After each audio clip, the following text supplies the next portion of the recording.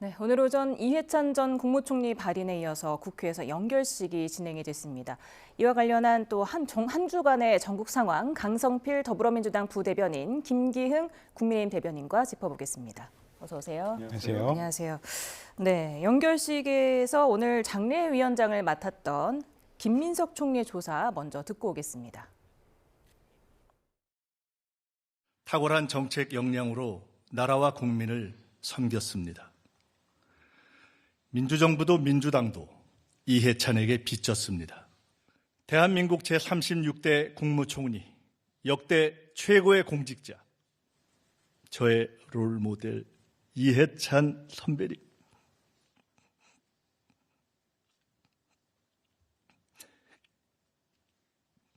이제 일을 멈추시고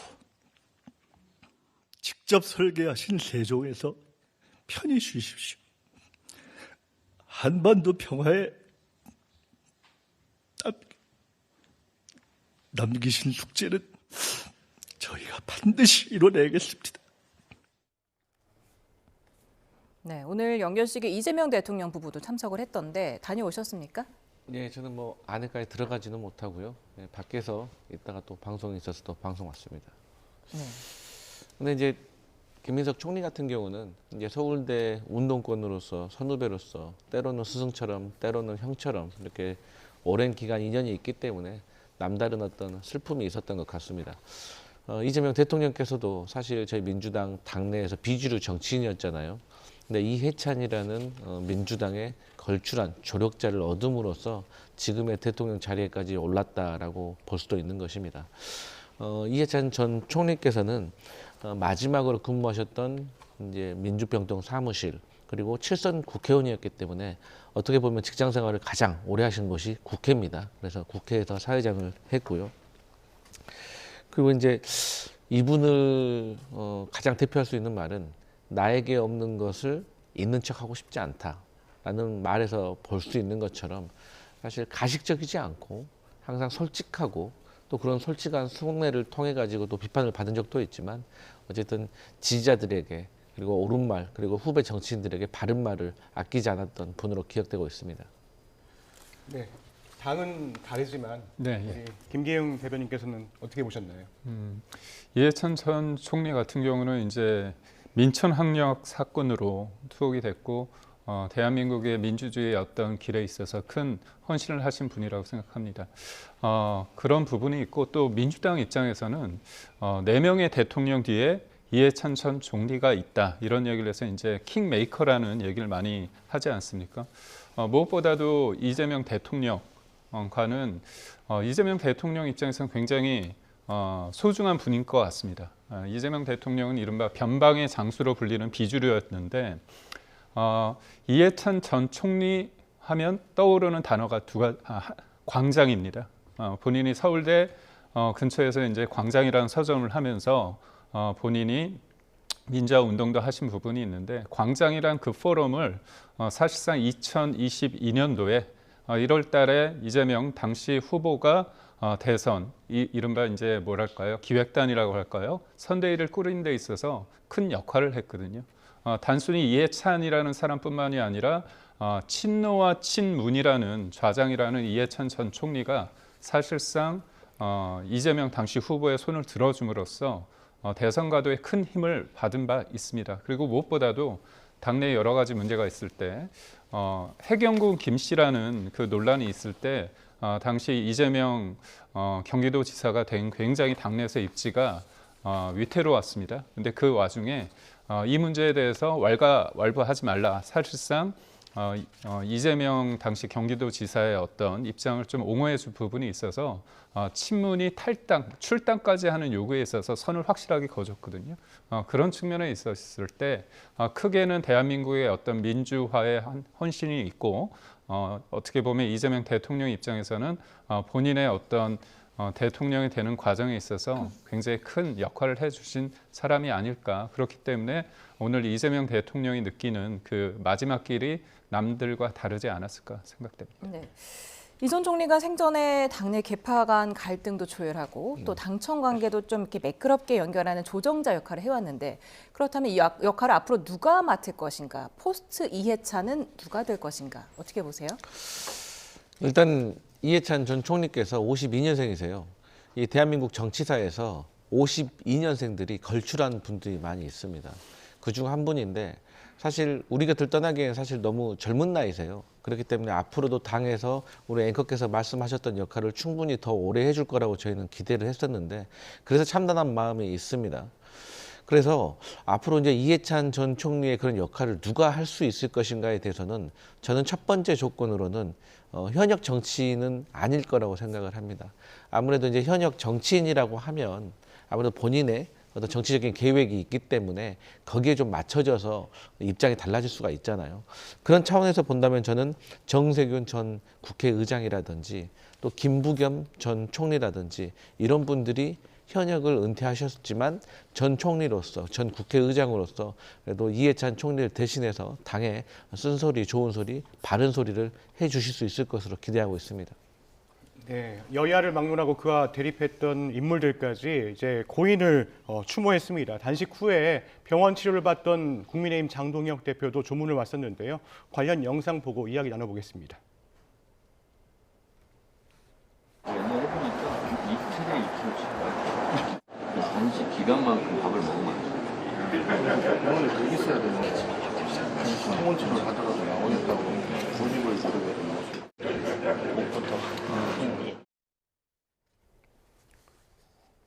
네, 이 자리에서 이제 정청래 대표가 전 총리의 뜻을 받들어서 좋은 정치를 좀 했으면 좋겠다 이렇게 말하자 장동혁 대표가 끄덕이면서 좀 더 나은 좋은 정치를 하자 이렇게 화답하기로 했는데요. 그동안 여야가 강대강으로 맞붙기만 했었는데 이런 상황이 펼쳐졌어요. 이제 이 고인을 추모하면서 협치의 계기가 마련된 것 아니냐 이런 기대감이 나오는데요. 어떻게 보시나요? 그러니까 추모의 공간에서 어떻게 보면 고인을 생각하면서 좋은 말씀을 하신 것 같습니다. 여야가 사실 뭐 싸워야 될 대상은 아니죠. 어떤 사안에 대해서 입장차가 있고 그 과정에 차이가 있을 뿐입니다. 결국은 대한민국을 위해서 국민을 위해서 누가 더 헌신하느냐의 문제인데 다만 저희 입장에서는 이재명 대통령께서도 이제 통합과 협치를 말씀하시고 지금 여당에서도 많은 의석수를 가지고 계시기 때문에 국정의 어떤 주도권을 가지고 있는데요. 저희는 좀 안타까운 건 뭐냐면 야당으로서의 어떤 존재감을 여당에서 좀 배려를 해줍시다 하는 부분이 있습니다.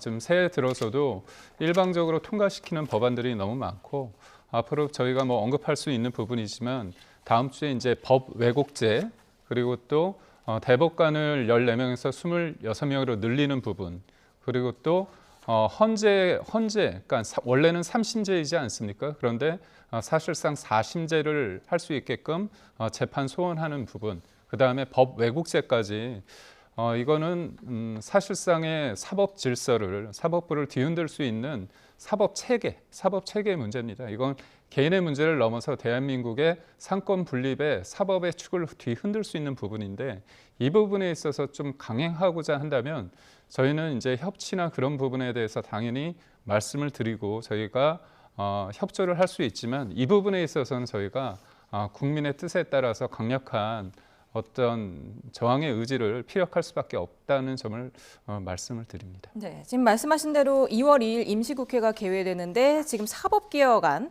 또 3차 상법 개정안, 그리고 한미 대미 통상 대응을 둘러싼 공방이 지금 굉장히 여전하지 않습니까? 근데 이제 대미 통상 관련해 가지고 최근에 트럼프 대통령이 이제 관세를 다시 올리겠다라고 이제 엄포를 놨잖아요. 많은 전문가들이 분석하는 내용을 들어보면 첫 번째로는 트럼프가 국내 정치에서 조금 몰려 있기 때문에 11월 중간 선거에 있어서 좀 불리한 국면을 좀 타개하기 위해서 다른 이슈로 조금 얼굴을 좀 돌리려고 하는 것이 아닌가 이제 그렇게 분석할 수도 있습니다.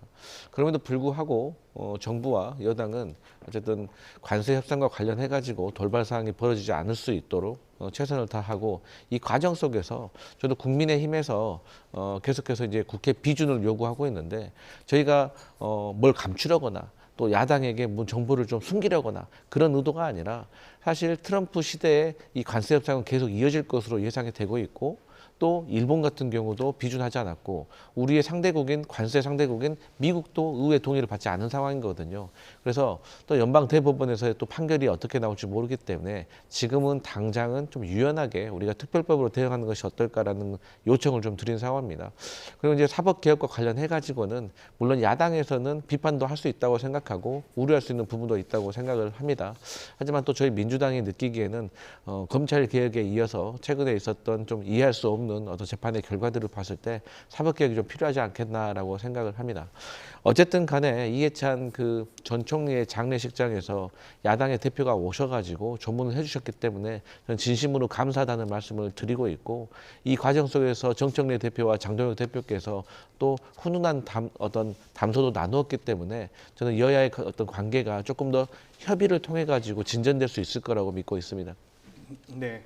여야 당내 상황도 좀 짚어보죠. 먼저 민주당 정청래 대표가 쏘아올린 이른바 깜짝 합당 이슈로 이제 대립이 이어지고 있지 않습니까? 이전 총리 추모 전국에 잠시 잠잠한가 싶었지만 다시 수면 위로 올라오고 있습니다. 특히 국무위원과 더불어민주당 의원이 민주당 정청래 대표와 조국혁신당 조국 대표의 합당과 관련해서 텔레그램으로 대화를 나눈 장면이 포착되면서 파장이 확산하고 있는데요. 이 부분도 우리 강 부대변인께서 한번 이야기해 주시죠. 일단 국무위원과 국회의원 간의 텔레그램 대화 내용이 이제 카메라에 포착이 됐습니다. 내용을 짧게 좀 요약을 해보면 정청래 대표가 조국혁신당과의 합당을 전격 선언한 것은 미략이 있었다라고 하거든요. 그렇기 때문에 당명을 변경한다거나 나눠먹기는 불가하다라는 내용이 오간 것 같습니다. 그리고 대통령의 생각은 이 지방선거 전에는 합당은 반대하는 것 같다라는 뉘앙스의 대화 내용이 있었습니다. 그러면 이렇게 국무위원과 국회의원 간의 대화를 나눈 것이 어떤 잘못된 점이 있나 비판 지점이 있나라고 살펴보면 이제 언론에서는 이게 자칫 국무위원이 당무에 개입하는 거 아닌가라는 논란이 있을 수가 있는 것이고 또 우당인 조국 혁신당과의 어떤 합당을 앞두고 필요 없는 불협화음이 생길 수가 있는 겁니다. 그렇기 때문에 저는 국무위원과 국회의원 간에 뭐 개인적으로 막연한 사이여서 어떤 얘기를 나눌 수는 있다고 하지만 이런 것들이 자칫 밖으로 유출이 됐을 때 필요 없는 오해의 소지가 생길 수가 있고 또 큰 일을 앞두고 오히려 안 좋은 결과를 낳을 수 있는 근본적인 원인이 될 수 있기 때문에 저는 국회의원과 국무위원이 이런 처신을 하는 데서 상당히 조심해야 된다고 생각을 하고 어쨌든 당내에서는 당에 정해진 전체적인 흐름은 아니기 때문에 여기서 크게 뭐 동요하는 분위기는 없다 이렇게 분석할 수 있겠습니다. 네, 지금 조국혁신당에서도 거칠게 반발을 하고 있고 국민의힘에서도 지금 구태정치다 이렇게 비판을 하고 있죠. 미략이라고 하고요.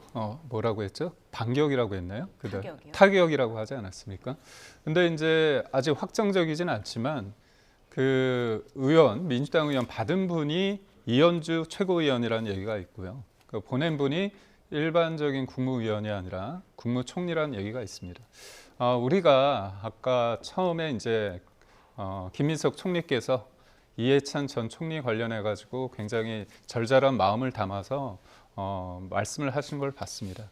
그런데 한편으로는 제가 조금 좀 떨어져서 본다면 이해찬 전 총리의 어떤 그 자산 그것을 좀 본인이 받고자 하는 부분도 좀 없지 않아 있을 거라고 봅니다. 왜냐하면 정청래 대표와 김민석 총리가 이른바 상주 역할을 자처하면서 많은 분들을 맞이하지 않았습니까?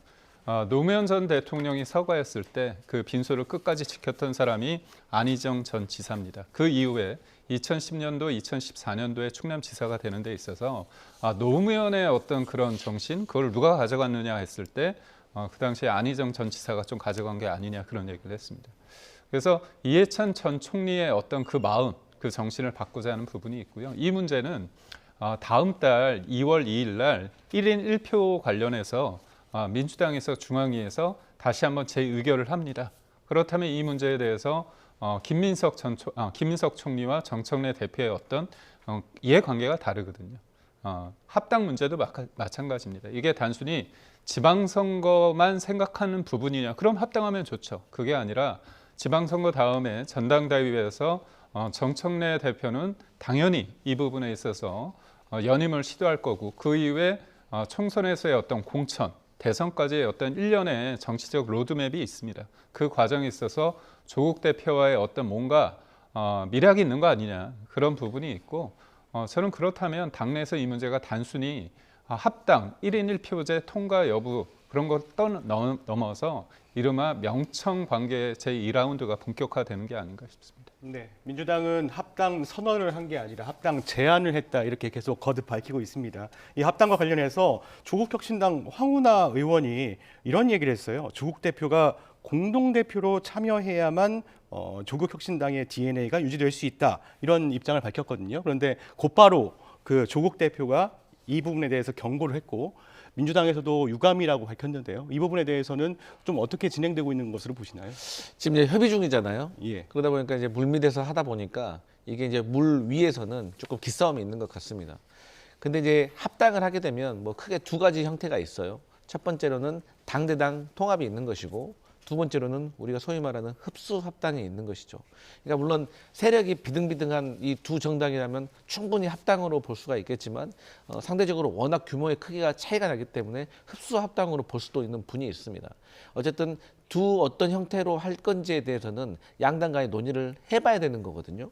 근데 그러기 위해서는 이 네 개의 분야에서 좀 합의가 이루어져야 됩니다. 첫 번째로는 당원들 간의 협의, 두 번째는 당 대표 간의 협의, 그리고 세 번째로는 현역 의원들 간의 협의, 마지막으로는 지방선거 출마자들 간의 협의가 필요합니다. 그렇기 때문에 이게 간단한 문제가 아니거든요. 그래서 또 서로 간에 각자 생각하는 이해관계가 너무 달라서 그래서 당내에서는 조금 시간을 두고 합당을 추진하는 것이 어떨까라는 의견이 최근 들어서 많이 올라오고 있고 뭐 그 대표적인 이유가 한준호 전 최고위원이 그러면 이 지방선거 전에 하지 말고 지방선거 끝나고 우리가 결정하는 것이 어떠냐라는 제안을 하기도 했고 공감을 받기도 합니다. 하지만 또 일각에서는 이왕에 합당 얘기가 나왔기 때문에 이거를 지방선거 전에 하자. 그렇지 않으면 괜히 불화만 남을 수가 있다. 그러면 지방선거 전에 하려면 더 앞당겨서 구정 전에 이걸 합당을 해야지 이 후보들 간의 교통 정리가 되는 실무적인 문제가 있다. 그래서 크게 이 두 가지의 의견에 대해서 양당 간에 물밑 협상을 하고 있는데 이제 이해찬 전 총리의 장례식이 끝나면 이제 본격적으로 협의에 들어갈 것 같습니다. 네. 지방선거 전에 양당이 무난하게 이렇게 합당을 할지 좀 지켜보도록 하고요. 지금 내홍에 골치 아픈 건 국민의힘도 마찬가지 아니겠습니까? 네. 지금 장도영 대표에서 지금 송원성 원내대표까지 사퇴하라는 목소리가 나오고 있는데 어떻게 보세요? 제가 볼 때 이견을 제시하는 방식은 다양할 수 있는데요. 당대표 그리고 원내대표 관련해서 사퇴하라고 얘기하는 것은 공감대를 얻기 힘듭니다.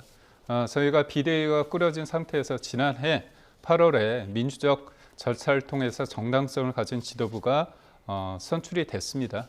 그리고 그 과정 속에서 우리가 본선에서 김문수 후보에 대해서 압도적으로 이겼습니다. 그리고 결선을 했는데요. 그 당시에 한동훈 전 대표가 최악을 막기 위해서 차악을 선택해달라. 공개적으로 장동혁 후보 대신에 김문수 후보를 찍어달라고 했지만 어떻게 됐습니까? 결국 당원과 국민의 선택지는 장동혁 후보였습니다. 그런데 이 제명 과정에 이해관계가 있고 파열음이 있을 수 있지만 그렇다고 해서 갑자기 지도부를 내려오라고요? 그 부분에 대해서 공감하는 사람들은 많지 않고요. 그쪽에서 할 수 있는 어떤 최대치를 끌어올리는 거지만 그건 정치적인 수사에 그칠 수밖에 해서는 없다고 봅니다. 이 문제에 있어서 제명에 대해서 여러 가지 평가는 있을 수 있지만 그 제명에 이르는 과정 속에서 한동훈 전 대표가 보여준 부분, 예를 들어서 장동혁 대표가 단식을 하는 와중에 제발 가라 그런 목소리가 얼마나 많았습니까? 근데 가지 않으셨고요. 또 재심이라는 공적인 어떤 절차가 있었습니다. 근데 재심도 요구하지 않으셨고 또 당무감사위 그리고 윤리위원회가 문제라고 하시면서 조작이라고 하셨는데 그렇다면 최종적으로 최고위에서 이거를 공개적으로 검증하자 그 얘기도 어떻게 보면 동의하지 않으셨습니다. 그러면 본인이 본인의 어떤 주장을 관철시킬 수 있는 그런 공간을 저버린 상태에서 아무것도 안 한 상태에서 결국은 공식적인 당의 어떤 절차에 대해서 무조건 조작이라고 했을 때 그 부분에 대해서 당원과 국민이 얼마나 공감하는지 부분에 대해서는 좀 동의할 수 없습니다. 네, 다른 당 상황이지만 우리 대변인께서는 지금 국민의힘 내용 상황을 좀 어떻게 바라보고 계세요? 일단 이제 큰 틀에서 그냥 정치 구조학적으로 보면은 이 정당, 특히 야당에서는 주류와 비주류 간의 당권 경쟁이 있을 수가 있습니다. 반대로 이제 여당 같은 경우는 우리가 속된 말로 이제 줄 선물이 많잖아요. 그렇기 때문에 크게 권력 다툼이 일어나지 않죠. 근데 야당은 당 대표, 당권 말고는 나눌 게 없기 때문에 사실상 이런 불협화음이 거의 대부분 생겨왔습니다. 다만 이제 태도의 문제인데요. 그러니까 저는 그렇습니다. 개인적으로 뭐 내용을 하나하나 뭐 살펴보기보다는 어쨌든 한동훈 전 대표 측도 선출돼가지고 당권을 잡았고 또 당권을 잡았음에도 불구하고 결과가 좋지 않았기 때문에 사퇴했잖아요. 그래서 이제 투표를 해가지고 다시 장동혁 대표가 선출이 됐어요. 그러면 장동혁 대표가 잘하든 못하든 간에 어쨌든 선출된 당대표가 당을 운영하는 데 있어서 당권을 가지지 못한 자들은 조금 물러서 있고 기회를 주는 것이 저는 맞다고 생각합니다. 그래서 그 평가가 선거인 것이고 선거에서 패배하면 또 물러나고 당원의 선택을 받아서 선출된 또 당대표가 당을 운영하는 이렇게 오거니 가거니 하는 이런 정치가 있고 그것을 서로 간에 인정을 해줘야지 당대표에서 물러났는데도 계속해서 당권에 대해서 뭔가 좀 간섭하는 듯한 영향을 주려는 듯한 그런 모습은 저는 좋아 보지도 않고 결국에는 그게 당내 분란으로 커져서 야당으로서 역할을 제대로 할 수 없기 때문에 저는 한동훈 전 대표가 물론 억울한 면은 있다고 생각하지만 지금은 한 발 물러서서 자숙하는 것이 어떨까 이런 생각해 봅니다. 네. 한편에서는 지난 의총에서는 제명 반대가 다수였다 이런 얘기도 나오고 있고 지금 재신임 투표를 한번 해보자 장동혁 대표에 대해서 이런 얘기도 나오고 오세훈 서울시장까지 나서서 지금 장동혁 대표 사퇴하라 이렇게 요구하고 있거든요. 사실 한동훈 전 대표의 제명이 호재는 아니죠. 당연히 악재입니다. 그렇기 때문에 오세훈 시장이나 아니면 여러 지방선거에 임하는 분들 입장에서는 이 부분에 있어서 빨리 뭔가 봉합되기를 원하는 면이 있는 것 같습니다. 그렇지만 저희가 장동혁 대표의 어떤 사감으로 이게 이루어진 게 아닙니다. 제가 앞서 말씀드렸다시피 당무감사, 윤리위원회 그리고 최고의 결정을 통해서 했고요. 상대방에 있어서 여러 가지 입장을 들으려고 노력을 했습니다. 그렇다면 이 부분에 대해서 저희가 무의로 돌릴 수 있는 건 아니거든요. 중립지대라고 할 수 있는 안철수 의원마저도 빨리 결정을 내라고 했습니다. 이 문제가 15개월 된 문제입니다. 언제까지 저희가 끌고 갈 수 있느냐? 지방선거에 임할 때까지 계속 이 문제를 간다면 이거는 제가 볼 때는 대표로서 책임을 방기한 거라 봅니다. 대표는 결정을 하고 그 결정에 대한 책임을 본인이 온전하게 받으면 되는 거거든요. 그 책임이란 건 우리 강성필 대변인께서 말씀하신 것처럼 지방선거의 결과입니다. 지방선거의 결과에 있어서 지금의 악재가 계속 악재로 작용할지 아니면 지금의 악재를 딛고 이제 단일 전선을 통해서 민주당과 이재명 정부에 대해서 저희가 정확한 국민들을 향해서 경쟁을 한다면 저희는 분명히 이 악재가 아닌 호재가 될 수 있다고 저는 확신합니다. 네, 제명이 결정되고 이제 한동훈 전 대표는 국회에서 기자회견을 열고 반드시 돌아오겠다 이렇게 강하게 이야기했습니다. 이제 앞으로의 행보가 어떤 행보일까 이것도 궁금한데요. 뭐 무소속 서울시장을 나간다, 재보궐로 개항을을 노린다, 대구시장을 노린다 이런 다양한 이야기들이 있습니다. 한동훈 전 대표가 이렇게 선거에 나가게 된다고 하면 그 경쟁력이 좀 있다고 보세요? 저는 경쟁력이 없다고 봅니다. 뭐 한동훈 전 대표의 능력이 뭐 무능력하다 이런 평가가 아니라 제가 이제 뭐 현실적인 문제를 좀 말씀드리면 한동훈 전 대표가 마지막에 제명당하면서 짧게 반드시 돌아오겠다라고 메시지를 냈어요. 저는 그걸 어떻게 해석을 했냐면 친 한동훈계에게 나를 따라서 탈당하지 말아라라고 저는 들렸어요. 근데 그거는 또 탈당할 수 없는 그들에게 부담을 덜어주기 위함이라고 저는 생각합니다. 그런데 한동훈 전 대표가 뭐 광역단체장이건 국회의원 재보궐선거건 출마를 한다. 누군가 도와줘야 될 거 아니에요. 근데 누가 돕겠습니까? 그 하친 한동훈계는 지금 국민의힘에서 탈당을 안 했기 때문에 선거를 도우면 해당 행위입니다. 근데 이분들이 현역 의원은 현역 의원대로, 지역구 의원은 지역구 의원대로, 비례대표는 비례대표대로 다 나름대로 정치 여정과 상황이 있는 건데 한동훈 전 대표에 따라서 나올 수 있겠습니까? 그렇기 때문에 한동훈 전 대표가 가지고 있는 선택지가 별로 없다고 생각을 하고 만약에 출마해서 당선이 되잖아요. 그럼 당선이 된 대로 또 문제입니다. 당선이 됐기 때문에 국민의힘으로서는 의석이 줄어드는 거 아니겠어요? 기회가. 그리고 혹여라도 한동훈 전 대표가 출마해가지고 그 지역에서 민주당이 당선됐다라고 하면은 한동훈 대표에게 제기되고 있는 배신자 프레임은 더 강해질 것입니다. 그렇기 때문에 저는 한동훈 전 대표가 억울하지만 자수하는 모습으로 잠깐 정치 옆에 좀 떠나 있는 것이 본인에게 좋다고 제가 자꾸 말씀드리는 겁니다. 네. 그런가 하면은 그제 지금 이재명 정부가 발표한 부동산 공급 대책 119 대책에 대해서 여야 평가가 극명하게 엇갈리고 있는데요. 함께 들어보겠습니다. 실질적인 내 집 마련의 꿈을 되돌려 주려는 고심 어린 노력의 산물입니다. 시장의 불확실성을 잠재우고 주거 안정을 실현하려는 부동산 공급 구원투수와 같습니다. 실패한 부동산 정책으로 피해를 봤던 청년 신혼부부들을 향한 2차 가해입니다. 신기루 같은 6만 호보다 재개발, 재건축을 통한 37만 호 공급에 힘을 실어주는 것이 옳습니다. 오늘 오전에도 이재명 대통령이 SNS에 부동산 세제 개편 검토 이후에 서울 아파트 값이 소폭 하락했다 이런 기사를 공유를 하면서 부동산 시장 정상화에 대한 강한 의지를 다시 한번 강조를 했죠. 이재명 대통령께서 시장을 이기는 정부도 없지만 정부를 이기는 시장도 없다고 말씀하셨잖아요.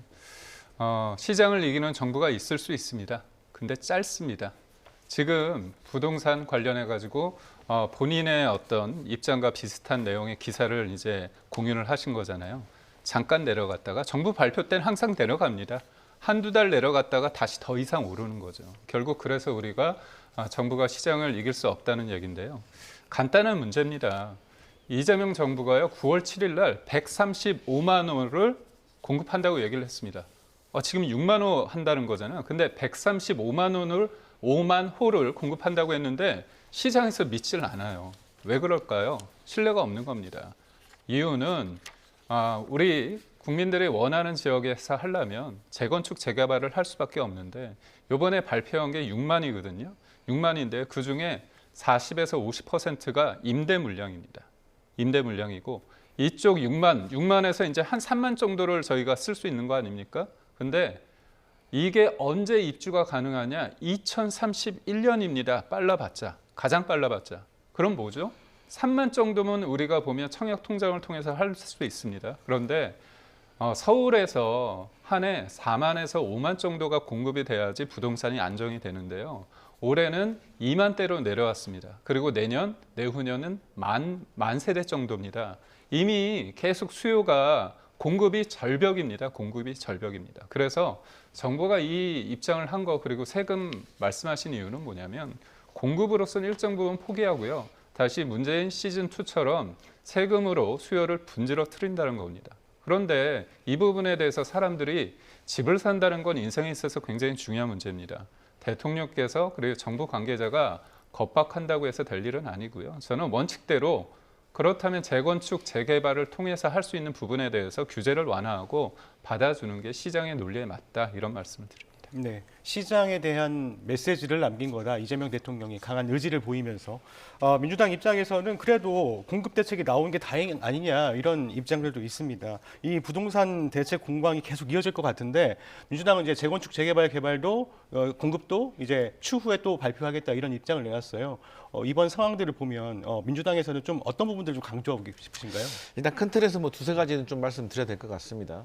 국민의힘 대변인께서 말씀하셨던 것처럼 지금 당장 공급한다고 계획을 세워도 빠르면 2031년에 공급할 수 있는 거 아니냐라고 말씀 주셨어요. 그래서 역대 정부가 다 마찬가지였습니다. 그런데 중요한 거는 시장에 대한 시그널입니다.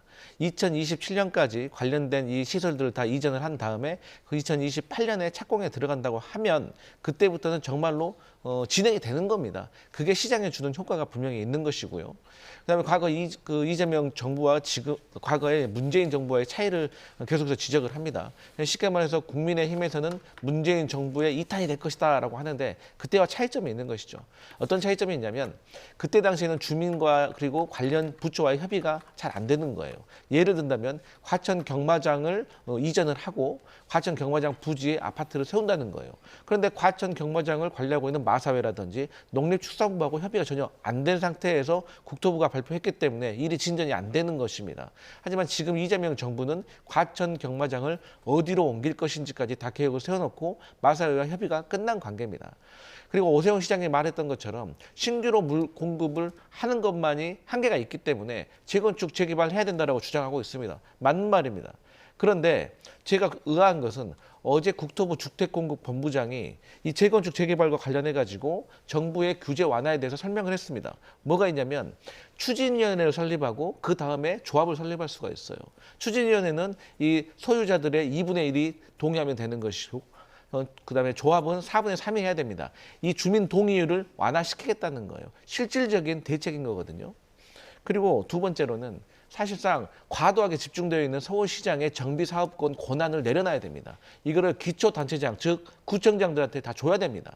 그래야지 구청장들이 지역 현장에 있는 주민들에 대한 의견을 반영해서 이것을 수렴할 수가 있고 또 속도감 있게 할 수가 있는데 지금은 서울시장에게 너무 과도한 정비계의 권한이 있습니다. 그래서 이러한 것들을 시스템으로 좀 개선을 하면 그 문재인 정부와는 다른 그런 성과를 낼 수 있다 그렇게 확신합니다. 네, 이재명 대통령이 과거에는 이제 세금으로 집값을 잡지 않겠다라고 네. 공언을 했는데 지금 표 계산 없이 국민을 믿고 비난 감수만 하면 될 일이다 이렇게 말하는 걸 보면은 세금으로 잡겠다는 뜻일까요?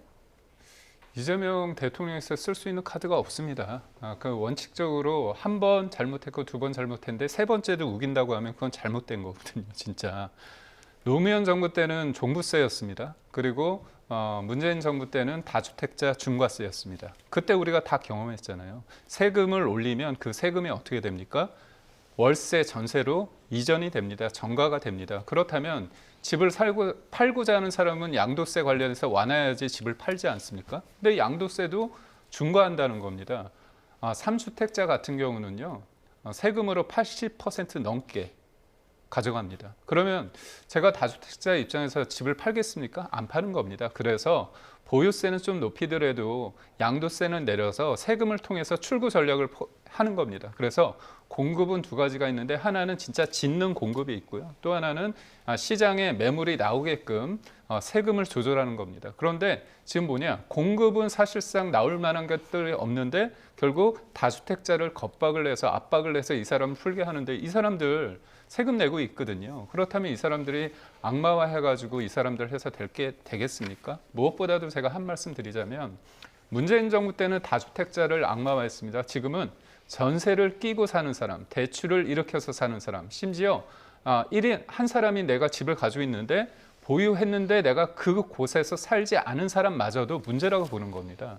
그러면 그냥 제가 마지막으로 말씀드리자면 이재명 대통령께서 분당에 한 3, 40억짜리 재건축 아파트 가지고 계시거든요.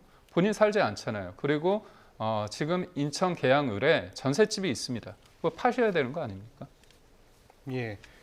이제 세금으로 부동산을 가격을 잡는다. 이건 이제 최후의 수단이다. 이렇게 입장을 밝히기도 했습니다. 네. 이 부분에 대해서 이제 사실 이런 이야기도 있어요. 정부는 시장을 못 이긴다 이렇게 말씀도 해주셨는데요. 이 부분에 대해서 어떤 게 좀 추가적으로 대책들이 나와야 부동산 가격이 좀 안정화될 거라고 보세요? 일단 뭐 다주택자 양도소득세 완화와 관련해 가지고는 새로운 과세 정책이 아니라는 것을 국민들에게 반드시 알려드려야 될 것 같아요. 이거는 기존에 유예했던 것을 이 기간이 도래했기 때문에 이제 유예가 끝난 거거든요. 이거 새로운 게 아닙니다. 만약에 유예했던 것을 또 연장하면 이 정부의 어떤 정책에 대한 추진에 그런 신뢰성이 떨어지는 거예요. 그래서 유예 기간이 끝나면 끝내야 되는 겁니다. 우리가 이제 부동산을 해결하는 방법은 크게 세 가지가 있죠. 첫 번째가 기존의 물량이 나올 수 있도록 하는 거. 그리고 두 번째가 공급을 늘리는 거. 세 번째가 장기적인 플랜을 만드는 건데 앞서서 우리가 공급하는 내용은 말씀드렸기 때문에 기존 물량에 대해서 말씀드리는 것은 우리 이제 국민의힘 대변인께서도 말씀하셨지만 이 세금으로 잡는 게 아니라 바라보는 관점이 좀 다른 것 같습니다. 그래서 결국에는 저희는 이제 그 장기적인 계획 5극 3특 같이 수도권에 있는 어떤 시설들을 지방으로 이양을 하고 뭐 충남 대전 뭐 아니면 광주 전남 뭐 경북 대구 이런 것들을 메가시티로 만들어서 교통망을 하나로 만들어주고 덩어리를 크게 해서 수도권이 조금 지방으로 이전할 수 있는 그런 장기적인 계획도 세우고 있는 거거든요. 그런 차원에서 그 동안은 어떻게 할 것인가? 근데 이제 기존 물량도 말씀하셨던 것처럼 협박하는 게 아닙니다. 본인이 선택하는 겁니다. 본인이 더 많은 세금을 내고도 이것을 유지하고 싶다면 유지하는 것이고, 그게 아니다, 그게 현명한 선택이 아니라고 생각하면 물량을 내놓으면 되는 것이거든요. 그래서 이 시그널이 이 시장에 어떻게 반영될지는 지켜보면 알겠지만, 어쨌든 정부가 강력한 의지를 가지고 합리적으로 대응을 할 거라고 믿습니다. 네, 지금까지 강성필 더불어민주당 부대변인, 김계응 국민의힘 미디어 대변인과 이야기 나눠봤습니다. 오늘 말씀 감사합니다. 감사합니다. 고맙습니다.